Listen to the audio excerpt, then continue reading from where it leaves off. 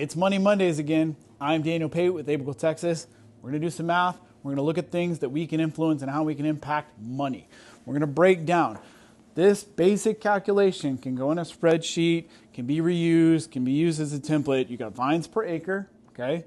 Buds per vine, buds an acre, clusters per bud that you should yield. Then you get to your clusters per acre, you figure out your pounds per cluster, then you can get to pounds per acre, and eventually get to tons per acre. This is the academic version that you will see all the time. We do not do this in a daily basis, but we assess every single block we prune after we're done pruning it to see how many buds we left and what we expect. And then we also go through and do that with bud break. You could leave 20, 30, 40 buds to the acre, but if you've got a bunch of winter damage, maybe only half of them actually fire. So let's look at the things that we can influence. Can we influence vines per acre? No, not really. It's a discussion for a different day if you got a bunch of missing vines, but assuming your vineyard is basically full, no. We cannot influence vines per acre. Can we influence buds per vine? Heck yeah. That's totally easy during pruning, and we're doing that all the time. Depending upon the variety, depending upon the block, depending upon what winery it's going to, we'll have a wide variation. Average that most growers will leave. They just prune all the vineyard the same way. We see this all the time. The typical contractors, the typical consultants out there, it's just all two bud this, have all the same space.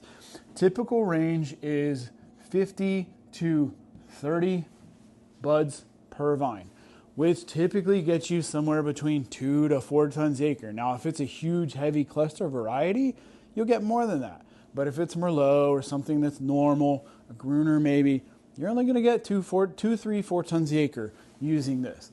What we shoot for typically is looking for this 40 to 80 cluster space. That's how we're basically able to double our yields, okay? But still maintaining quality, and I'm going to explain that next, actually third. Let's see. Can we affect buds per acre? Yes. See above. Can we affect buds per vine? Yes. All right, clusters per bud. Can we affect this? Yes and no. So if you look at standard average out here, most vineyards are going to yield somewhere between 0.5 to 1.0 clusters per bud. It's a little worse than what we would like.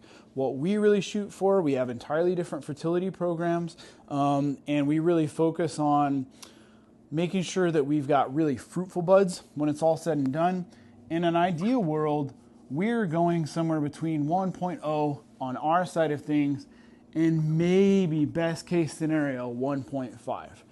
Typically, if we're doing really well, we're getting 1.2, 1.3, 1.4 clusters per bud that we leave. So 1.5 is near impossible when you're up at these numbers, but this is really what we're shooting for. Most growers are doing 0.5 to 1 cluster per bud.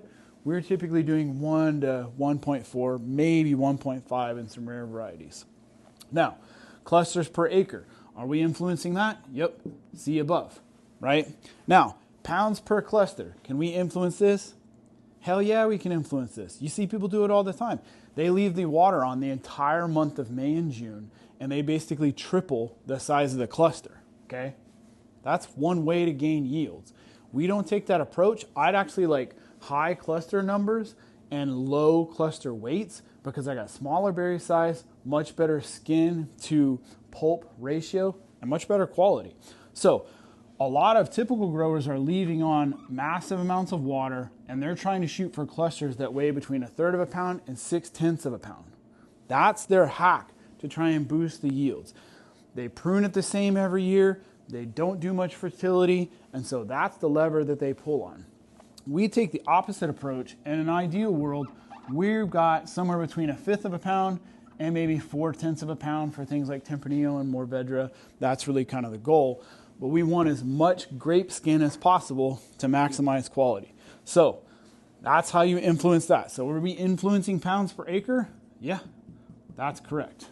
But us as a company, we are going to factor in 1, 2, 3. We're going to do all 3 of these things on a block by block basis to try and figure out how to get the optimal amount of yield and quality, while most growers are maybe doing not this.